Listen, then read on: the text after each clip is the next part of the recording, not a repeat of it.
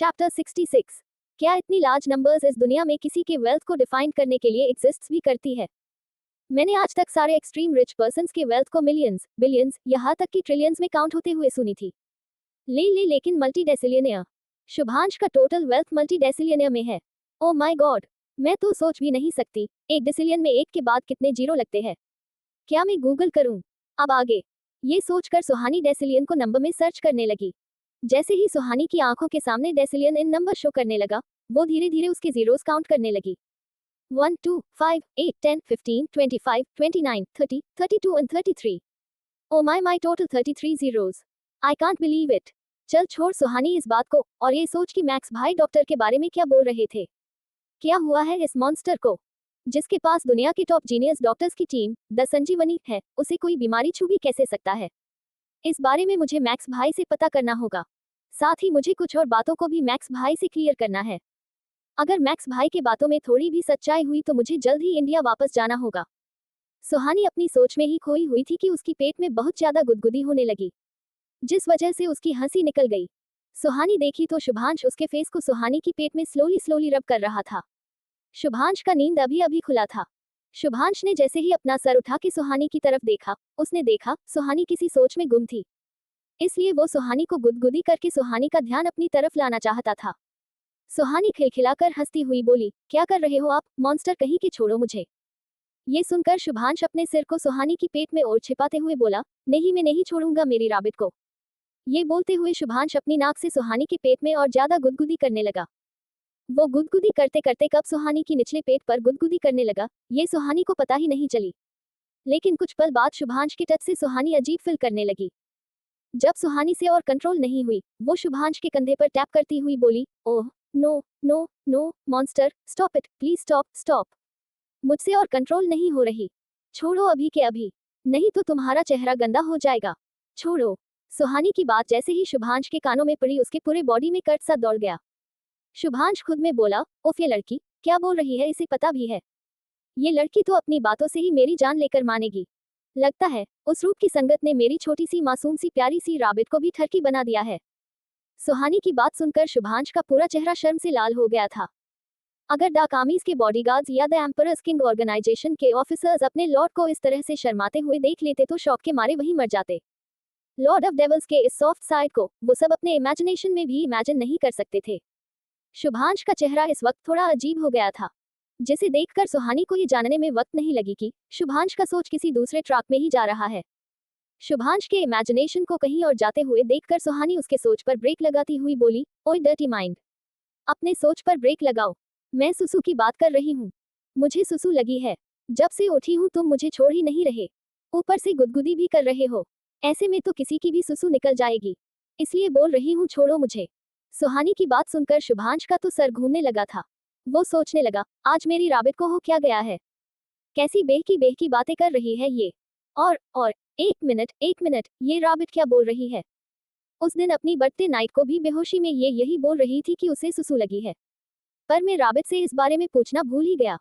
ये सब याद आते ही शुभांश सुहानी से बोला, राबिट खरगोश, सबसे पहले मुझे ये बताओ, ये सुसु क्या होती है? शुभांश ने ये बात एक अजीब से एक्सप्रेशन के साथ पूछा। शुभांश का सवाल सुनकर सुहानी हैरान हो गई। वो समझ नहीं पा रही थी कि वो शुभांश को किस तरह समझाए। तभी कुछ सोचकर सुहानी ने अपनी छोटी उंगली को शुभांश को दिखाती हुई बोली, मैं इसकी बात कर रही हूँ, आप समझे कि नहीं? सुहानी की छोटी उंगली देखकर शुभांश कंफ्यूजन में उठकर बैठ गया और सुहानी की छोटी उंगली को घुरने लगा। उसे सुहानी की बोली हुई एक भी बात समझ नहीं आ रहा था। आखिर उसकी लिटिल रैबिट अपनी छोटी उंगली दिखाकर उससे बोलना क्या चाहती है? वो कुछ सोचकर सुहानी से बोला, हे लिटिल रैबिट, तुम्हारी छोटी उंगली कितनी छोटी सी है? क्या तुम इसलिए मुझे ये वाली उंगली दिखा रही हो? अगर ऐसी बात है तो मुझे इसमें कोई दिक्कत नहीं है। डोंट वरी रैबिट, तुम्हें परेशान करने के लिए मेरे उंगलियां ही काफी हैं। ये बोलकर शुभांश ने अपने परफेक्ट गोरे गोरे लंबे और सेक्सी उंगलियों को सुहानी के सामने कर दिया। शुभांश की बात सुनकर सुहानी उसके हाथ पर थप्पड़ मारती हुई बोली, छी गंदे इंसान, मैं वॉशरूम की बात कर रही थी, अब हटो, मुझे वॉशरूम यूज करनी है। इतना बोलकर वो शुभांश को हल्का धक्का देकर वॉशरूम में भाग गई। अब जाकर शुभांश को समझ में आया कि सुहानी क्या बोलने की कोशिश कर रही थी। बाथरूम की तरफ देखकर शुभांश एक गहरी सांस लेते हुए बोला, ओह तो सुसु का मतलब वॉशरूम यूज करने से था। आज शुभांश को पहली बार ये एहसास हो रहा था कि वो अभी कुछ मामलों में स्टूपिड ही है। शुभांश को बचपन से ही हाईली एडवांस एजुकेशन दी गई थी, जिसमें उसको बचपन से बहुत सारे स्किल्स और अलग अलग फील्ड में टॉप एजुकेशन के साथ साथ नोबल एटिकेट जैसे एकेडमिक फंडामेंटल्स, जिसमें strong foundation in reading, writing, mathematics, science and social studies जैसे स्किल्स होते थे, वैसे ही critical thinking and problem solving में उसे encouraging analytical minds and creative solutions के बारे में एजुकेट किया गया था। इसके अलावा शुभांश को लैंग्वेज एंड कम्युनिकेशन के अंदर बचपन में ही proficiency in multiple languages and effective expression of thoughts and ideas के बारे में ट्रेन करना शुरू किया जा चुका था। इसके साथ STEM education is may emphasis on science, technology, engineering, and mathematics to prepare for a rapidly changing world. Arts and creativity field में nurturing imagination and self-expression through music, art, literature, and performance. Social emotional intelligence में developing empathy, self-awareness, and emotional regulation. Global citizenship skill में understanding diverse cultures, histories, and perspectives to foster empathy and responsibility. Practical life skills में teaching essential skills like time management, financial literacy, and self-care. Entrepreneurial mindset technique के अंदर encouraging innovation, risk-taking, resourcefulness. Emotional intelligence और resilience में helping children develop coping strategies, adaptability जैसे skills शामिल थी। साथ ही शुभांश को coding and programming, foreign languages, musical instruments, public speaking, debate, हर तरह के sports, community service, volunteerism, environmental awareness, sustainability, financial literacy and entrepreneurship, इन सब के अलावा भी शुभांश को ओवरऑल फैमिली की कुछ यूनिक प्रायोरिटीज, मैनेजमेंट, वैल्यूज और कुछ specific family skills and education भी दिए गए थे। इसलिए शुभांश की बातें हमेशा प्रोफेशनल और क्लियर होते थे। इसलिए शुभांश, जो सेकंड्स में किसी भी फॉरेन कंट्रीज के लैंग्वेजेस को बिना किसी दिक्कत के समझ जाता था, वहीं वो आमतौर पर घर में इस्तेमाल होने वाली कुछ आम शब्दों को समझ नहीं पाता था, क्योंकि वो बचपन से कभी भी घर वाले माहौल में नहीं रहा था। चैप्टर 67। इसलिए शुभांश की बातें हमेशा प्रोफेशनल और क्लियर होते थे। इसलिए शुभांश, जो सेकंड्स में किसी भी फॉरेन कंट्रीज के लैंग्वेजेस को बिना किसी दिक्कत के समझ जाता था, वहीं वो आमतौर पर घर में इस्तेमाल होने वाली कुछ आम शब्दों को समझ नहीं पाता था, क्योंकि वो बचपन से कभी भी घर वाले माहौल में नहीं रहा था। अब आगे। शुभांश बेड से उठा और एक नज़र बाथरूम की तरफ देखकर अपने जिम एरिया में मौजूद बाथरूम में बात लेने चला गया। 30 मिनट बाद शुभांश पूरी तरह से तैयार हो चुका था। जैसे ही वो तैयार होकर बाथरूम से बाहर आया, मैक्स उसे देखता ही रह गया। मैक्स को शुभांश को कुछ जरूरी इन्फॉर्मेशन देने थे, इसलिए वो शुभांश का बाहर ही इंतजार कर रहा था। शुभांश ने इस वक्त ग्रे और ब्लैक कॉम्बिनेशन के 5 पीस सूट पहना था। उसके सेक्सी ब्राउन हेयर जेल से प्रॉपर्ली सेट थे। उसके रिस्ट में रेयरेस्ट ब्लैक डायमंड से डिजाइन किया गया वॉच एक अलग ही अट्रैक्टिव शाइन बिखेर रहा था, जो शुभांश के सेक्सी फिंगर्स को बहुत अच्छे से कॉम्प्लीमेंट कर रहा था। साथ ही शुभांश के शर्ट कफ्स पर मौजूद कफलिंग्स एक्सट्रीमली एलिगेंट वाइब दे रहे थे। अपने परफेक्ट शार्प फेस फीचर्स के साथ शुभांश हमेशा की तरह किला लग रहा था। साथ ही शुभांश का नेचुरल बॉडी फ्रेग्रेंस और मेंस परफ्यूम का परफेक्ट कॉम्बो एक अलग ही स्ट्रॉन्ग और प्लेजेंट फ्रेग्रेंस क्रिएट कर रहा था, जो अपने आप में ही इस दुनिया में मौजूद तमाम फ्रेग्रेंस से बहुत ज्यादा अलग और सेक्सी था, जो किसी की भी धड़कन रोकने के लिए मोर देन इनफ था। लेकिन शुभांश का नेचुरल बॉडी फ्रेग्रेंस इससे भी कई गुना ज्यादा ब्रेथटेकिंगली ऑसम था, जिसे पूरी तरह से महसूस करना सुहानी के लिए अभी बाकी था। मैक्स को अपने तरफ ऐसे देखता हुआ पाकर शुभांश उससे बोला, keep your eyes down, don't look at me like you are my wife. मुझे इस तरह से देखने का हक सिर्फ मेरी लिटिल रैबिट को है। ये सुनकर मैक्स दोस्त वाले अंदाज में मुंह बनाते हुए बोला, चुप कर, कैसी बात कर रहा है? मैं तो अपने दोस्त के इतने चार्मिंग लुक को एडमायर कर रहा था। बस कर यार, अब कितने दिन तक पत्थर दिल बनता फिरेगा? सच में तू बहुत बेरहम है। तुम्हें पता भी है मैं अपने दोस्त को कितना मिस कर रहा हूँ। पिछले 3 सालों से मैं अपने दोस्त के गले मिलने के लिए भी तरस गया हूँ। तू जानता है ना, तेरे अलावा मेरा कोई परिवार नहीं है। फिर भी तू। ये सब बोलते बोलते मैक्स की आंखों में आंसू आ गया था। आज मैक्स को अपने अंदर एक खालीपन सा फील हो रहा था। वो अपने भारी आवाज के साथ शुभांश से बोला, मुझे मेरे फैमिली की जरूरत है यार। प्लीज मेरे साथ इतना खड़ूस बिहेव मत करना। मुझे तेरी जरूरत है यार। शुभांश ये सब सुनकर मैक्स को हैरानी से देखे जा रहा था। उसे समझने में देर नहीं लगा कि मैक्स के साथ कुछ बुरा हुआ है, जिस वजह से उसका भाई जैसा दोस्त हट हो चुका है। मैक्स को किसी ने चोट पहुंचाया होगा, ये सोचकर शुभांश के आंखें सर्द हो गए। चाहे शुभांश कितना भी खड़ूस क्यों न हो मैक्स के साथ, लेकिन वो बिल्कुल बर्दाश्त नहीं कर सकता था कि कोई मैक्स को चोट पहुंचाने का ख्याल भी अपने दिमाग में लाए। वो आगे बढ़ा और मैक्स को अपने गले लगा लिया। शुभांश के गले लगते ही मैक्स फूट फूट कर रो पड़ा और उसने भी शुभांश को गले लगा लिया। सुहानी ये सब कुछ चुपचाप खड़े देख रही थी, जो मैक्स से बात करने ही उसको ढूंढते हुए वहां आई थी। लेकिन मैक्स को इस तरह से टूटता हुआ देखकर सुहानी वहीं रुक गई और मैक्स को अपनी खाली आंखों से देखने लगी, जो अभी रो रो कर शुभांश के गले लगे बोल रहा था कि मैं तुझे नहीं खो सकता यार, प्लीज ट्रीटमेंट के लिए मान जाना, मैं मेरे एकलौते दोस्त को खोने के बारे में सोच भी नहीं सकता। मैक्स ये सब बातें शुभांश को बोल ही रहा था कि मैक्स को अपने ऊपर शुभांश का भार महसूस होने लगा। ये महसूस करते ही मैक्स घबरा गया। शुभांश को हल्का हल्का चक्कर आना शुरू हो गया था। वो मैक्स पर अपना बॉडी वेट डालते हुए खुद को स्टेबल रखने की कोशिश कर रहा था। कुछ देर में वो स्टेबल हो गया। उसके बाद वो मैक्स से अलग होते हुए बोला, रिलैक्स, मुझे कुछ नहीं हुआ और ना ही मुझे किसी ट्रीटमेंट की जरूरत है। मैक्स शुभांश की बात सुनकर बोला, लेकिन यार आज शाम को तेरा अपॉइंटमेंट है संजीवनी टीम के साथ, वो तेरा कुछ टेस्ट करने वाले हैं। ये सुनकर शुभांश मैक्स को घूरते हुए बोला, बकवास बंद कर, मैं कहीं नहीं जा रहा। सुहानी, जो कब से उन दोनों की बात सुन रही थी, वो गुस्से में उनके पास आए और मैक्स से बोली, डोंट वरी भाई, मैं मॉन्स्टर को लेकर वहां चली जाऊंगी। सुहानी की बात सुनकर मैक्स अपना मुंह खोले सुहानी को देखने लगा। वो यही सोच रहा था कि सुहानी को शुभांश के हेल्थ के बारे में कैसे पता चल गया। मैक्स को ये नहीं पता था कि आज कॉल पर उसने ही सुहानी के सामने सब कुछ उगल दिया था। जिन बातों को उसे सुहानी को ना बताने के लिए कहा गया था, वो आज सुबह ऐसे ही कई सारी बातों का बम सुहानी पर फोड़ चुका था।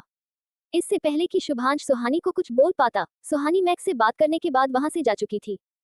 जैसे ही सुहानी वहां से गई, मैक्स शुभांश के डांट पड़ने के डर से टॉपिक ही चेंज कर दिया और अपने प्रोफेशनल रूप में आते हुए बोला, बॉस मिस्टर लियो की कंपनी के साथ क्या करना है। शुभांश भी मिस्टर लियो के बारे में सुनकर सीरियस होते हुए बोला, उस कंपनी को बैंकरप्ट करवा दो, उसके बाद उस कंपनी बिल्डिंग को ब्लास्ट करवा देना।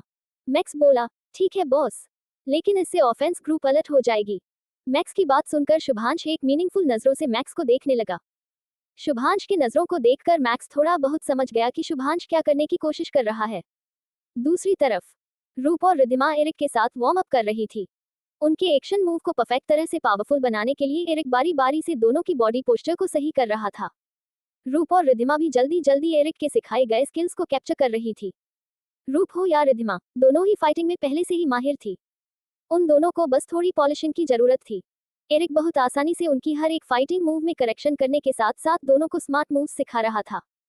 एरिक अपने पूरे अटेंशन के साथ उन दोनों को सिखाने के लिए अपना 100% दे रहा था। लेकिन सुहानी इस वक्त कुछ नहीं कर रही थी। वो तो गार्डन में घास पर लेटकर रूप, रिद्धिमा और एरिक को देख रही थी। तभी कियान सुहानी के पास आया और उसके साइड में लेटकर वो भी रूप, रिद्धिमा और एरिक को देखने लगा। सुहानी ने एक बार कियान को देखा, फिर वो वापस से रूप और रिद्धिमा को देखने लगी। तभी रिद्धिमा एक मूव करते करते चुप गई तो एरिक उसके पास जाकर उसे सही से मूव करना सिखाने लगा। एरिक ने अपने एक हाथ से रिद्धिमा की कमर को पकड़ रखा था और दूसरे हाथ से रिद्धिमा की टांगों को फाइटिंग मूव के अकॉर्डिंग सही तरीके से रखने के लिए गाइड कर रहा था। एरिक को रिद्धिमा की इतनी क्लोज देखकर कियान की आंखें छोटी हो गई। वो गुस्से में गुर्राते हुए बोला, इस एरिक को तो मैं छोड़ूंगा नहीं। पता नहीं बॉस ने क्या सोचकर इस लंगूर को लेडी बॉस और उनकी दोस्तों की बॉडीगार्ड बना दिया। चैप्टर 68। एरिक को रिद्धिमा की इतनी क्लोज देखकर कियान की आंखें छोटी हो गई। वो गुस्से में गुर्राते हुए बोला, इस एरिक को तो मैं छोड़ूंगा नहीं। पता नहीं बॉस ने क्या सोचकर इस लंगूर को लेडी बॉस और उनकी दोस्तों की बॉडीगार्ड बना दिया। अब आगे। थोड़ी ही देर में कियान को उसके सवालों का जवाब भी मिल गया। रिद्धिमा, जो थोड़ी देर पहले अपनी फाइटिंग मूव करते वक्त गलती कर रही थी, एरिक के गाइडेंस से वो इस वक्त बिल्कुल परफेक्टली अपनी मूव कर रही थी। रिद्धिमा की इतनी स्पीडी प्रोग्रेस देखकर कियान अपनी आंखों पर यकीन नहीं कर पा रहा था। कियान को बिल्कुल नहीं पता था, जिस रिद्धिमा को वो हद से ज्यादा मासूम और नर्म दिल की समझ रहा है, वो किसी भी तरह से एक लेडी डॉन से कम नहीं है। बात बस इतनी सी थी कि रिद्धिमा अपनी इस साइड को हमेशा छिपाकर रखती थी। एरिक, रूप और रिद्धिमा को उनका टास्क देकर सुहानी के पास आया और बोला, लेडी बॉस चलिए, आप भी प्रैक्टिस कर लीजिए। आज आपको किसी भी तरह डार्क आर्मीज की सबसे हार्ड 20 ऑफेंसिव अटैकिंग स्किल्स में मास्टरी करना होगा। उसके बाद आप अपने डेली रूटीन करने के लिए फ्री हैं।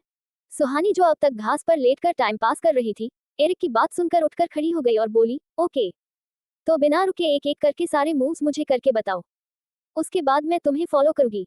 एरिक भी सुहानी की बात मानकर एक एक मूव परफॉर्म करने के साथ साथ उन सबकी इंपॉर्टेंट पॉइंट्स को अच्छे से एक्सप्लेन करने लगा।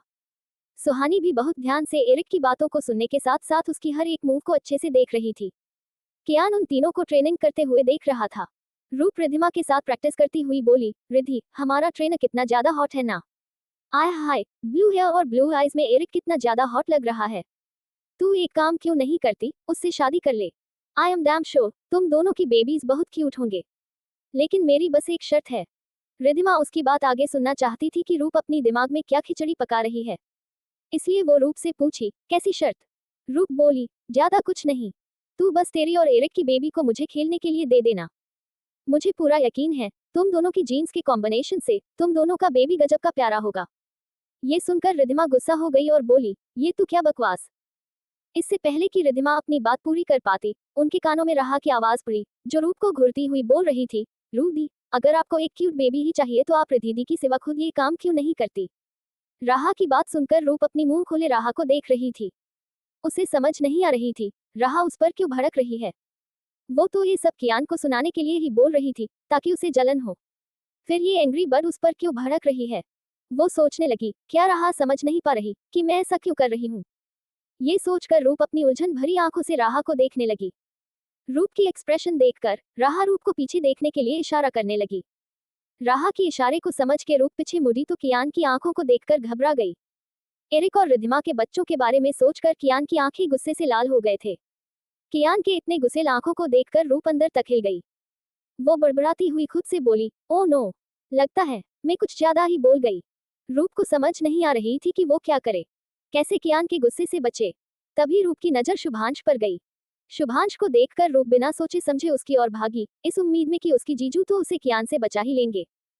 लेकिन इससे पहले कि वो शुभांश के पास पहुंच पाती, शुभांश के एक बॉडीगार्ड ने उसे पीछे से ही उसकी स्पोर्ट टी शर्ट के कॉलर को पकड़कर एक छोटी बिल्ली की तरह ऐसे ऊपर उठा लिया, जैसे एक बिल्ली को गर्दन से पकड़कर उठाते हैं, जिस वजह से वो जमीन से 2 फीट ऊपर उठ गई। वो शुभांश के पास जाने के लिए भाग तो रही थी, लेकिन उसे कहाँ पता था कि वो इस वक्त हवा में ही पैर चला रही थी। किसी भी लड़की या कोई अनजान इंसान को शुभांश के पास आने की इजाजत नहीं थी। इसलिए जब भी कोई लड़की या अनजान शख्स शुभांश के पास आने की कोशिश भी करता, तो शुभांश के बॉडीगार्ड्स उसको किसी तिनके की तरह उठाकर दूर फेंक देते थे, बिल्कुल वैसे जैसे उन्होंने टाइनी को फेंका था सुहानी की जन्मदिन की पार्टी में। जब रूप को यह एहसास हुआ कि वो जमीन से ऊपर लटक रही है, वो इधर उधर देखकर समझने की कोशिश करने लगी कि उसके साथ आखिर हो क्या रहा है। थोड़ी ही देर में जब रूप को पता चल गई कि शुभांश के पर्सनल बॉडीगार्ड की टीम में से एक बॉडीगार्ड उसे किसी छोटी बिल्ली की तरह जमीन से ऊपर उठा रखा है, तो उसकी चेहरा रोने जैसा हो गया। वो तो शुभांश के बॉडीगार्ड्स को पता था कि रूप उनकी लेडी बॉस की बेइज्जती है, वरना वो अभी जमीन पर धूल चाट रही होती। रूप देखना चाहती थी कि किस कमबख्त ने उसे ऐसे पकड़ रखा है, लेकिन वो ऐसा कर नहीं पा रही थी। शुभांश ये सब देखकर उस बॉडीगार्ड को बोला, लीव हर। शुभांश का कमांड सुनते ही उस बॉडीगार्ड ने अपने हाथ के पकड़ रूप पर से ढीले कर दिए, जिस वजह से वो धड़ाम से नीचे गिरी। रूप को गिरते हुए देखकर शुभांश ने कुछ खास रिएक्ट नहीं किया और उसे बोला, आगे से ध्यान रखना, वरना तुम अपनी टूटी हुई हड्डियों की खुद जिम्मेदार होगी। शुभांश की बात सुनकर रूप मासूमियत से बोली, जीजू, आप मेरे साथ इतने रूड नहीं हो सकते, आखिरकार मैं आपकी लाडली साली हूँ। रूप ने इतना ही कहा था कि उसे याद आ गई कि शुभांश ने उसकी डोरेमोन के साथ क्या किया था। ये याद आते ही रूप चुप हो गई और बोली, सॉरी, मैं भूल गई थी कि आप मेरे पहले वाले जीजू नहीं रहे, मैं आगे से ध्यान रखूंगी। रूप को खुद पर गुस्सा आ रही थी कि वो कैसे ऐसा कर सकती है। वो कैसे भूल सकती है कि शुभांश की वजह से उसकी चाहत अब सुहानी बन चुकी थी, जो पहले की तरह बिल्कुल मस्ती नहीं करती थी, ना ही उससे और रिधिमा से पहले जैसी बात करती थी। ये सब याद आते ही रूप संभल कर खड़ी हुई, फिर गार्डन से मेंशन के अंदर भाग गई। रूप की इस तरह की बिहेवियर देखकर कियान भी हैरान हो गया। उसने साफ साफ रूप की आंखों में शुभांश के लिए एक अलग ही कड़वाहट देख लिया था। सुहानी और रिधिमा भी ये सब देख रही थी। दोनों ही समझ रही थी कि रूप इस वक्त कैसा फील कर रही होगी। रिधिमा रूप के पास जा ही रही थी कि सुहानी उसे रोकती हुई बोली, उसे कुछ पल अकेले छोड़ दे। फिर चले गए उसके पास। रिधिमा सुहानी की बात सुनकर हाँ में सर हिला दी। फिर दोनों अपनी ट्रेनिंग करने लगी। उधर शुभांश रूप की सॉरी सुनकर रूप को मेंशन के अंदर जाते हुए देखने के बाद मैक्स और अपने बॉडीगार्ड्स के साथ कंपनी चला गया, क्योंकि शुभांश को जल्द ही सारे मामलों को निपटाने के बाद इंडिया वापस लौटना था। इसलिए वो बिना नाश्ता के ही सुबह सुबह कंपनी के लिए निकल गया। दूसरी तरफ कियान, जो रूप पर गुस्सा था, शुभांश और रूप के बीच की टेंशन को भांपकर उसका माइंड डाइवर्ट हो गया। रूप की बात सुनकर कियान को 3 साल पहले की हादसे की याद आ गई थी। कियान अपने सोच में ही गुम था कि उसको केविन का फोन आया। कियान ने कॉल रिसीव किया तो केविन बोला, ऑफिसर कियान, मैं स्टडी रूम में आपका इंतजार कर रहा हूँ, आप जल्दी से आ जाए, मुझे कुछ इंपॉर्टेंट क्लू मिली है और साथ ही किसी खास ने आपके लिए कुछ खास भेजा है। केविन की गोल गोल बातों को सुनकर कियान चिढ़ते हुए बोला, क्या बोल रहे हो केविन, साफ साफ बोलो। केविन बोला, ऑफिसर आप बस स्टडी रूम में आ जाए, आपको सब कुछ पता चल जाएगा। इतना बोलकर केविन ने कॉल डिस्कनेक्ट कर दिया और मन मन मुस्कुराते हुए बोला, ऑफिसर कियान, आज आपको किसी खास का लेटर आया है, पता नहीं आप किस तरह रिएक्ट करेंगे। केविन एक डीप ब्रीथ लेते हुए सोचने लगा, पर उस लेटर में होगा क्या? देखने से तो बहुत सुंदर दिख रहा है। मैं एक बार खोलकर देखूं क्या, इसमें क्या है? चैप्टर 69। केविन बोला, ऑफिसर आप बस स्टडी रूम में आ जाए। आपको सब कुछ पता चल जाएगा। इतना बोलकर केविन ने कॉल डिस्कनेक्ट कर दिया और मन मन मुस्कुराते हुए बोला, ऑफिसर कियान, आज आपको किसी खास का लेटर आया है। पता नहीं आप किस तरह रिएक्ट करेंगे। केविन एक डीप ब्रीथ लेते हुए सोचने लगा, पर उस लेटर में होगा क्या? देखने से तो बहुत सुंदर दिख रहा है। मैं एक बार खोलकर देखूं क्या, इसमें क्या है? अब आगे। केविन उस लेटर को अपने हाथ में लेकर उलट पलट कर देखने की कोशिश कर रहा था कि उस लेटर में क्या है। लेकिन उस लेटर को पढ़ने के लिए पहले उसे खोलना पड़ता। पर जिस एनवलप में वो लेटर था, उसे बहुत खूबसूरती से छोटे छोटे पिंक हार्ट्स और ग्लू के साथ सील किया गया था। और केविन कियान की परमिशन के बिना उस लेटर की सील नहीं तोड़ सकता था। थोड़ी ही देर में कियान स्टडी रूम में पहुंच गया और केविन से बोला, किस क्लू की बात कर रहे थे तुम? कियान की बात सुनकर केविन आगे आया, फिर वहां पर मौजूद डेस्कटॉप में एक पेन ड्राइव इंस्टॉल करने के बाद कियान को देखने का इशारा करने लगा। कियान ने केविन के कहने पर डेस्कटॉप में देखा तो उसके सामने एक वीडियो चल रहा था, जहां पर एक खाली अपार्टमेंट में कियान के मॉम डैड को उसके छोटे चाचा उमर और उनका बेटा वेदांत ने हॉस्टेज बनाकर रखा था। कियान के मॉम डैड की हालत बहुत बुरी लग रही थी। उनके सामने उमर और वेदांत बैठकर ड्रिंक कर रहे थे। अपने मम्मी पापा की इतनी खराब हालत देखकर कियान के आंखों में गुस्से के साथ साथ खुद के मम्मी पापा के जिंदा होने की खुशी भी साफ दिख रही थी। अपने मॉम डैड को देखकर कियान के आंखों में आंसू आ गए। वो अपने नम आंखों से डेस्कटॉप स्क्रीन को छूते हुए बोला, मॉम डैड, मेरे मॉम डैड मुझे छोड़कर नहीं गए। वो अभी भी इस दुनिया में हैं। मैं आज बहुत खुश हूँ मॉम डैड। आप दोनों चिंता मत करना। बहुत जल्द आप दोनों आपके बेटे के पास होंगे। कियान ने कुछ सोचा और केविन से बोला, अभी के अभी मॉम डैड को वहां से निकालने की स्ट्रेटजी रेडी करो। हम अभी ही मॉम डैड को लेने चल रहे हैं। केविन बोला, ओके ऑफिसर, मैं रेडी करवाता हूँ। तब तक आप इस लेटर को चेक कर लेना। कियान केविन की बात सुनकर उसे घूर कर देखा और बोला, जस्ट शट अप। चुपचाप वो करो जो तुम्हें करने को बोला गया है। मुझे क्या करना है क्या नहीं, मुझे मत बताओ। ये सुनकर केविन मुंह बनाते हुए बोला, ठीक है ऑफिसर, मैं चलता हूँ। इससे पहले कि केविन वहां से जा पाता, कियान का मोबाइल रिंग होने लगा। कियान ने देखा तो शुभांश का कॉल आ रहा था। ये देखकर कियान ने जल्दी से कॉल रिसीव कर लिया। कॉल रिसीव करते ही फोन के दूसरे साइड से शुभांश बोला, अगर तुमने वो वीडियो देख लिया है तो इस वक्त कोई भी कदम मत उठाना। जब मैंने कनाडा में तुम्हें उन दोनों को सौंप दिया था, मैंने कभी नहीं सोचा था कि तुम उन दोनों को जिंदा छोड़ दोगे। खैर, उन दोनों को तब जिंदा छोड़ना तुमने चुना था, लेकिन अब तुम कुछ नहीं करोगे। उन दोनों को ही पता चल चुका है कि तुम द एम्परर्स किंग ऑर्गेनाइजेशन से बिलोंग करते हो।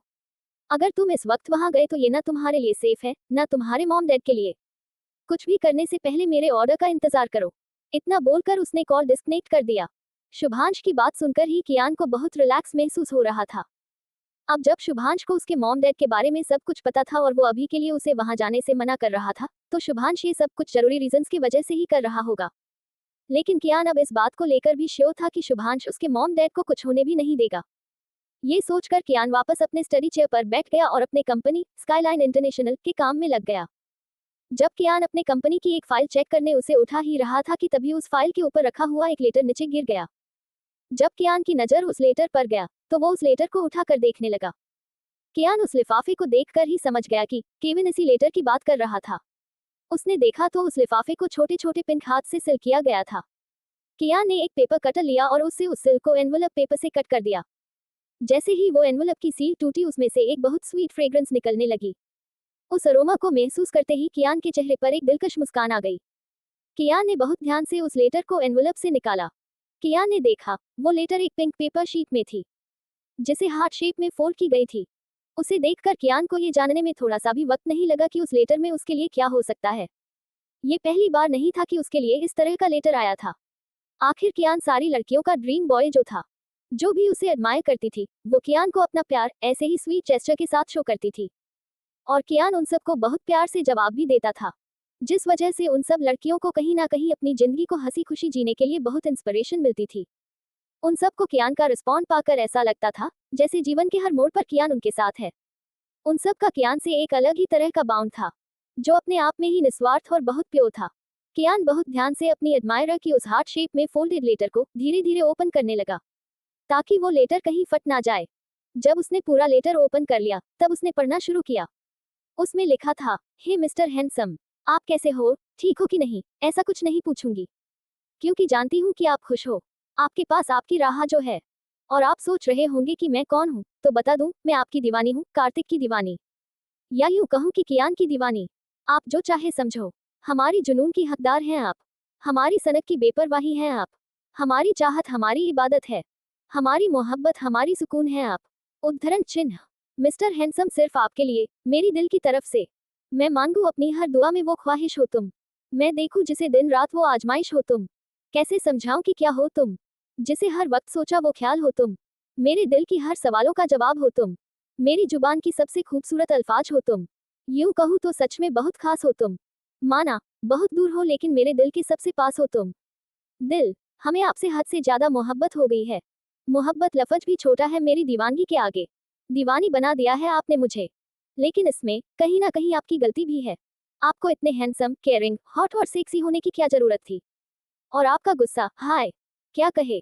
जब आप गुस्से में होते हैं ना, तो भगवान, तब आप इतने हसीन लगते हैं कि मन करता है आपके बाहों में आ जाऊं और आपको चुम लूं। हमें ना आपका डेविल साइड काफी पसंद है। आपका कार्तिक वाला डेविल साइड देखकर ही तो आप पर फनाह हुए थे हम। मोहब्बत तो पहले से ही थी, लेकिन फनाह अब हुए। जब आप फ्लर्ट करते हैं ना, तब आप मासूम लगते हैं। और जब राह के साथ होते हैं ना, तब आपकी आंखों में हमेशा चमक होता है। आपकी खुशी के लिए किसी भी हद तक जा सकती है आपकी ये दीवानी। आपको भरोसा नहीं है तो आजमा कर देख सकते हैं। आपसे इस हद तक मोहब्बत है कि आपके लिए आपसे भी लड़ सकते हैं हम। आपसे हम तब से प्यार करते हैं जब हमने सिर्फ आपका नाम ही सुना था। आपका नाम ही काफी है हमारी दिल की धड़कन बढ़ाने के लिए। जानते हैं, आप हमसे प्यार नहीं करते, इसलिए खफा भी नहीं है हम। हमारी जिंदगी का एक मकसद बन गया है आपको खुश देखना। हमने कभी आपको पाना नहीं चाहा। ये नहीं चाहा कि हमारी प्यार के बदले आप भी हमसे प्यार करें। आपको दूर से देखकर भी हमारी आंखों में सुकून छा जाती है। आप हमारी पहली मोहब्बत है, ये तो नहीं कह सकती कि आखिरी है, क्योंकि आने वाला कल किसने देखा है। हम बस इतना कहना चाहते हैं कि हमारी जुनून है आप। I love you Kiyan the devil. आपकी दीवानी। उस लेटर को पढ़ने के बाद कियान के चेहरे पर एक रेयर स्माइल दिखने लगा। उसने अपने ड्रॉअर से एक हल्के नीले रंग का A4 साइज पेपर निकाला और उस पर इस लेटर का रिप्लाई देते हुए अपनी स्टाइलिश हैंडराइटिंग में लिखना स्टार्ट किया। हाय माय स्वीटी स्टैन, आपकी लेटर पढ़कर लग रहा है कि आप अभी एक स्टूडेंट है। हाँ, आपने बिल्कुल सही कहा, मैं अपनी लिटिल एंजल राहा के साथ बहुत खुश हूँ। और मैं उम्मीद करता हूँ कि आप भी अपनी करियर के लिए बेस्ट दे रही होंगी। और आपने ये बात बिल्कुल सही कही कि मैं आपसे दूर होकर भी आपके साथ हूँ। और हमेशा रहूंगा। आप अपने आप को आज के बाद कभी अकेला मत समझना, क्योंकि मैं आपके ख्यालों में, आपकी दिल में हमेशा आपके साथ हूँ। और रहा बात मेरे हैंडसम होने का, तो माय स्वीटी स्टैन, इसमें मैं कुछ नहीं कर सकता। बिकॉज मेरे हैंडसम होने का क्रेडिट मेरे मॉम डैड को जाता है। तो अगर कोई शिकायत करनी है तो उनसे करना। और हाँ, मेरे तरफ से आपको हग्स और किसेज मिलना अभी पेंडिंग है। जब मैं इंडिया आऊंगा, अगर पॉसिबल हुआ तो आपकी इस विश को मैं जरूर पूरा करूंगा। It's my promise to you, of my sweetie Stan. And I am so glad to know that you like me. Thank you for your unconditional love. लेकिन किसने कहा मैं आपसे प्यार नहीं करता? और किसने कहा प्यार का बस एक ही रूप होता है जो एक पति पत्नी या बॉयफ्रेंड गर्लफ्रेंड के बीच ही होता है? इसके अलावा भी तो प्यार के कई सारे अलग अलग रूप होते हैं जो अपने आप में ही पूरा ना होकर भी अनकंडीशनल, प्योर पूरे होते हैं। हे ना, वैसे ही आप भी मेरे लिए बहुत स्पेशल हो, समझी। मैं ये जानकर खुद को बहुत खुशनसीब मान रहा हूँ कि मैं आपका पहला प्यार हूँ। क्योंकि किसी का पहला प्यार होना अपने आप में ही बहुत स्पेशल फीलिंग होता है। थैंक यू मुझे ये एहसास देने के लिए। जैसे आप मुझे खुश देखना चाहती हैं, वैसे ही मैं भी आपको हमेशा बहुत खुश देखना चाहता हूँ और आपको अपनी करियर में आगे बढ़ती हुई देखना चाहता हूँ। इसलिए अगर आप मुझे खुश देखना चाहते हैं तो खूब मन लगाकर पढ़ाई करना। और अपने मम्मी पापा के साथ साथ मुझे भी प्राउड फील करवाना। Finally I would like to say again, you are not alone. I am always with you. Remember this, okay? अपना लेटर कंप्लीट करने के बाद कियान ने उस लेटर को उसी पते पर भेज दिया जहां से वो लेटर आया था। उसके बाद वो अपने कुछ काम निपटाने में लग गया। चैप्टर 70। अपना लेटर कंप्लीट करने के बाद कियान ने उस लेटर को उसी पते पर भेज दिया जहां से वो लेटर आया था। उसके बाद वो अपने कुछ काम निपटाने में लग गया। अब आगे। उधर शुभांश मैक्स के साथ कंपनी पहुंच चुका था। वो मैक्स के साथ अपनी कंपनी के बेसमेंट में गया, जहां कुछ लोगों को बुरी तरह मेंटली टॉर्चर किया जा रहा था। लेकिन अब तक उनकी बॉडी को थोड़ा भी खरोंच नहीं पहुंचाया गया था, क्योंकि उन सब की बॉडी में एक ऐसा डिवाइस था जो उन सब पर फिजिकली टॉर्चर करने पर ऑटोमेटिकली एक्टिवेट हो सकता था। अगर वो डिवाइस एक्टिवेट हो जाता है तो वो डिवाइस जिसकी भी बॉडी में इंस्टॉल किया गया था, उसके सारे सेंसेस को अपने कंट्रोल में लेकर सामने वाले दुश्मन की सारी जानकारी उनके मास्टर तक अपने आप भेज सकता था।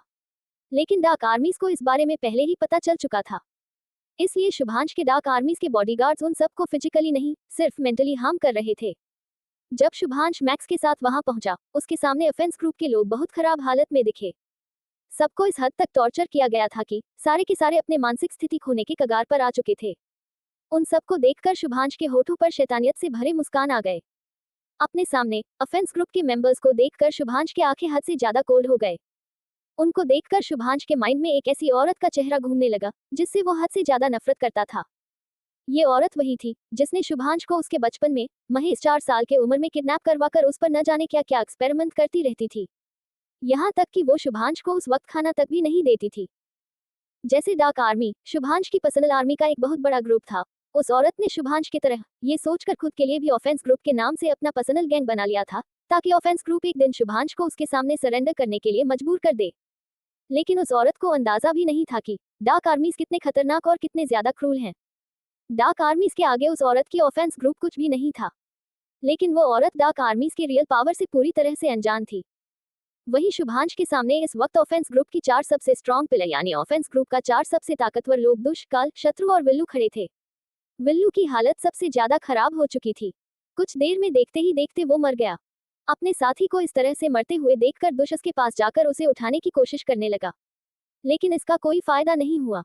विल्लू को कुछ रिएक्ट न करते हुए देखकर दुश बौखलाते हुए बोला, ये तूने बिल्कुल सही नहीं किया शुभांश ओबरॉय। हमारी मैडम तुझे छोड़ेंगी नहीं। एक दिन तुझे उनके सामने घुटने टेकने ही होंगे। तुझे नहीं पता, खासकर तुझे लंदन बुलाने के लिए मैडम ने क्या कुछ नहीं किया। यहाँ तक कि हमारी मैडम ने उस बेवकूफ लियो से भी हाथ मिलाकर जानबूझकर तेरे कंपनी में प्रॉब्लम क्रिएट करवाई। लेकिन इससे पहले कि वो तेरी कंपनी को बर्बाद करके तुझे हमारी मैडम के सामने झुकने पर मजबूर कर पाता, तूने उसे मार डाला। इतना बोलकर वो जोर जोर से हंसने लगा। विल्लू जोर जोर से हंसते हुए शुभांश को बोला, वैसे तेरे जानकारी के लिए बता दूं, हमारी मैडम को तेरे उस ऑफिसर कियान का असली आइडेंटिटी के बारे में सब कुछ पता चल गया है कि वो तेरे ही द एम्परर्स किंग ऑर्गेनाइजेशन में काम करता है। अब तू देख तेरे उस ऑफिसर का यूज करके हमारी मैडम कैसे तेरे उस ऑर्गेनाइजेशन को बर्बाद करती है। तेरे उस ऑफिसर के माँ बाप को हमारी मैडम ने 3 साल पहले ही किडनैप करवा लिया था, वो भी तेरे उस ऑफिसर के छोटे चाचा और उसके बेटे के हाथों। सबको लगा वो दोनों मर गए हैं, लेकिन उन दोनों को हमारी मैडम ने बचा लिया था। और अभी तो पटेल परिवार भी मैडम का साथ दे रहा है तुझे और तेरे खानदान के लेगेसी को बर्बाद करने में। बहुत जल्दी तेरे ओबरॉय परिवार का नामो निशान मिट जाएगा। हाँ हाँ हाँ, तुझे पता है, इनफैक्ट तेरे ही द एम्परर्स किंग ऑर्गेनाइजेशन का एक ऑफिसर भावेश ने भी हमारा साथ दिया था, लेकिन उस रुक्षित ने उसे भी मार डाला। लेकिन अब तेरा वो ऑर्गेनाइजेशन तेरे ही उस ऑफिसर कियान के हाथों बर्बाद होगा। आखिर वो पागल थोड़ी है जो अपने माँ बाप को ना चुनकर तेरे लिए वफादारी चुनेगा। हाँ हाँ हाँ, बर्बाद होगा, सब बर्बाद होगा। इतना बोलकर वो पागलों की तरह हरकत करने लगा। जैसे जैसे शुभांश उस औरत के बारे में सुनता जा रहा था, वैसे वैसे उसका गुस्सा बढ़ता ही जा रहा था। जब उसका गुस्सा आउट ऑफ कंट्रोल हो गया, उसकी आंखें ब्लडशॉट रेड होने लगे। वो इस वक्त एक खूंखार वाइल्ड बीस्ट से भी हद से ज्यादा खतरनाक हो चुका था। इसी के साथ शुभांश का ऑरा भी डार्कर से डार्केस्ट होने लगा, जिसका दबाव इतना ज्यादा था कि दुष्ट, काल, शत्रु ने खून की उल्टी कर दिए। मैक्स शुभांश का इतना खतरनाक रूप देखकर अंदर तक कांप गया। शुभांश अपने इसी गुस्से के साथ दुष्ट के नजदीक गया और दुष्ट के हर एक बॉडी पार्ट को आंखों ही आंखों में स्कैन कर पता लगाने की कोशिश करने लगा कि आखिर दुष्ट की बॉडी के किस हिस्से में वो डिवाइस मौजूद है। और कुछ देर में शुभांश ये पता लगाने में कामयाब भी हो गया कि उस डिवाइस को दुष्ट के बॉडी के किस हिस्से में प्लांट किया गया है। वो डिवाइस बिल्कुल दुष्ट के कनपट्टी में प्लांट किया गया था, जो नॉर्मल आइज में बिल्कुल भी नोटिसेबल नहीं हो रहा था। लेकिन शुभांश तो शुभांश था, उसने छोटी से छोटी डिटेल्स को भी पलक झपकते ही नोटिस कर लिया। शुभांश ने एक पावरफुल पंच का मुट्ठी बनाया और पलक झपकते ही दुष्ट की कन्नपट्टी पर पंच कर दिया। शुभांश का पंच इतना ज्यादा पावरफुल था कि शुभांश के एक पंच से ही वो डिवाइस भी पूरी तरह डिस्ट्रॉय हो गया। दुष्ट शुभांश के उस पंच के फोर्स से इतने जोर से फ्लो पर टकराया कि उसके सिर के 2 टुकड़े हो गए। साथ ही उस डिवाइस के डिस्ट्रॉय होने के बाद जो सिस्टम दुनिया की दूसरे छोर पर उस डिवाइस से जुड़ा था, वो भी बुरी तरह ब्लास्ट हो गया, जिस वजह से उस सिस्टम के आसपास मौजूद सिस्टम भी झुलस गए। उन्हीं सिस्टम के साथ काल और शत्रु के बॉडी में इंस्टॉल किए गए डिवाइस कनेक्टेड थे, इसलिए जब वो सिस्टम झुलसा तब काल और शत्रु को बहुत दर्द होने लगा। काल चिल्लाते हुए बोला, जाने दो हमें, नहीं तो हमारे एक इशारे पर तुम्हारे उस ऑफिसर के माँ बाप बहुत बुरी मौत मरेंगे। काल की बात सुनकर शुभांश ने ऐसे रिएक्ट किया जैसे उसने कुछ सुना ही नहीं। वो काल और शत्रु को अवॉइड करते हुए उसी बेसमेंट में मौजूद बहुत ही लग्जूरियस बार काउंटर में चला गया। उसने बार काउंटर के एक चेयर को अपने तरफ टर्न किया और बहुत एलिगेंटली उस चेयर पर बैठ गया। शुभांश अपने एक पैर को घुटने से मोड़ते हुए चेयर के बेस से थोड़े ऊपर बने हुए लेग रेस्ट पर रखा था। और उसका दूसरा पैर ग्लास फ्लोर को टच कर रहा था। शुभांश का सिटिंग पोस्चर एक ही वक्त में खतरनाक और सेक्सी दोनों का ही वाइब दे रहा था।